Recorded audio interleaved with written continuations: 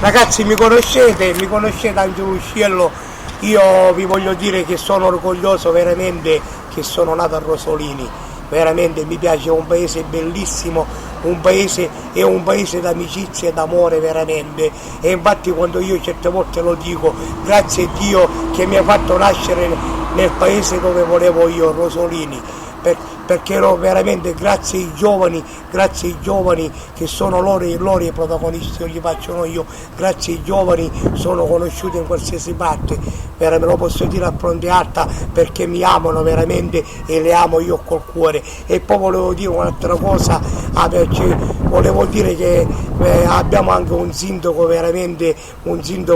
guarda lo dico la verità, un sindaco d'oro veramente, un sindaco che è sempre in mezzo ai giovani, in mezzo a noi, è sempre circondato dai giovani, circondato dalle persone, e io sono convinto che questi 5 anni veramente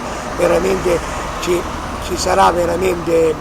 sarà bellissimo veramente, faremo tante cose insieme, io perché sono un personaggio, lui perché è un bravo sindaco, e cerchiamo di fare veramente alla grande. Viva Rosolini, viva tutti i giovani, vi amo veramente, un bacio di cuore al sindaco, all'amministrazione e a tutti veramente, ciao Rosolini.